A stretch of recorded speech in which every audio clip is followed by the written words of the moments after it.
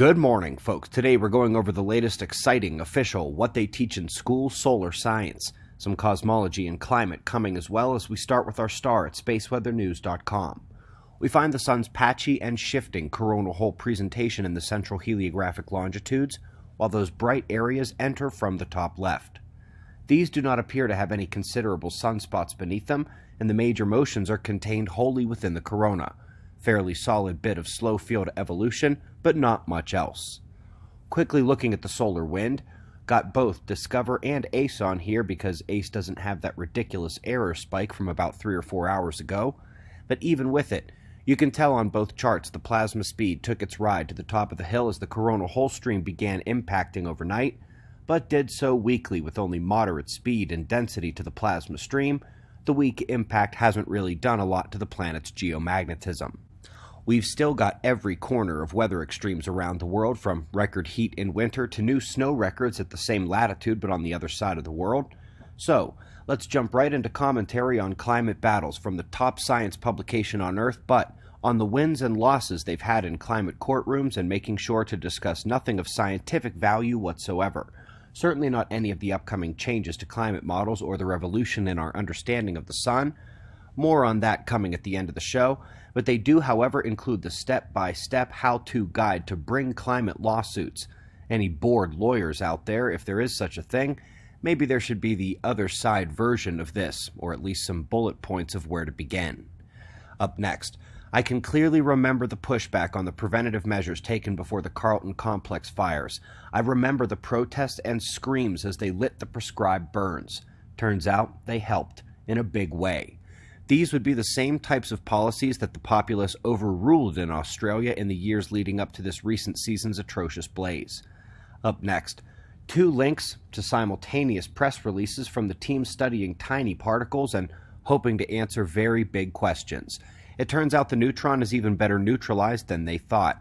One of the best hypotheses for the existence of matter in the universe, as opposed to antimatter or the complete cancellation of matter, was the electric dipole moment of the neutron, which they must now completely scrub in favor of some alternative. I'm not sure humans can really answer that greater question at this point. Not sure why they thought relying on the electromagnetism of a neutron was their top hypothesis in the first place before today, just things are a-changing. Up next, we're with NASA hoping to send a Dragonfly to Titan, Saturn's largest moon. Their lander would have the ability to spectrally image the ground on which it lands and then also drill into the subsurface water ice and characterize the chemical composition at various layers along the way. Then, it simply flies off to do it at another location. By the way, I'm very big on the Jovian and Saturnian moon missions and do hope for the best for this one too. Last but not least, although the publication date reads December 2019, me and just about everyone else had to wait until now to get the hard copies in our hands. I got my copy of the latest in space weather science textbooks yesterday, and I did indeed get through the work. Now, I will admit, I sort of skimmed chapters 1, 3, 4, and 5 as it was repeat information, and even would be for most of you who have paid close attention to these daily shows over the years.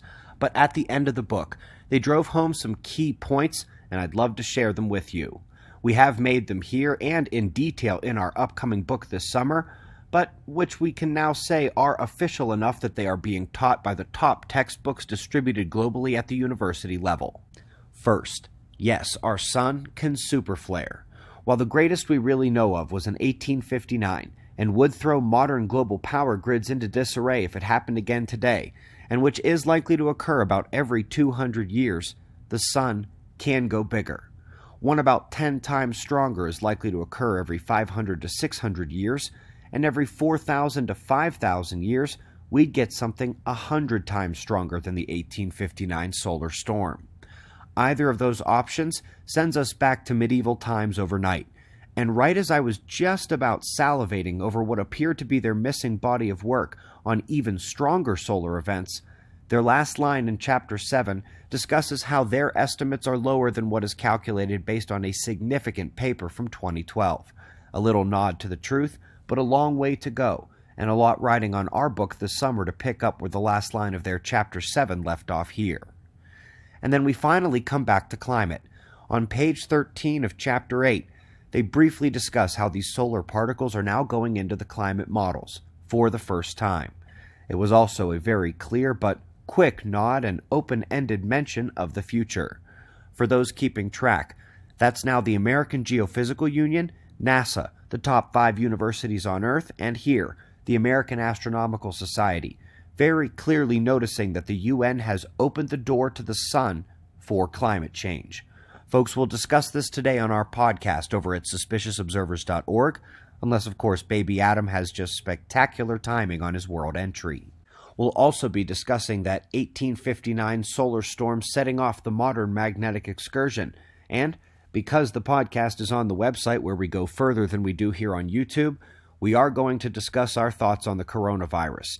Now, no, we won't be pretending to be doctors, but don't forget, stifle those stay-in-your-lane comments. I did put a new chemical through the FDA, and I am credited with discovering its mechanism of action as a cationic biomimetic antimicrobial peptide, and the company's 2 subsequent approvals followed roadmaps I wrote, so we're not exactly going to be out of our element either. I don't plan to member protect the podcast this week, so feel free to head over there in a couple of hours. It will be the February 29th episode coming later today when it posts. Website members, we've got deeper look episodes to catch up with if you haven't in a bit. We greatly appreciate your support, and we've got wind map forecasts and shots of our star to close. Of course, we'll do this all again tomorrow, right here, but right now it's 4:20 a.m. in the new Valley of the Sun. Eyes open, no fear. Be safe, everyone.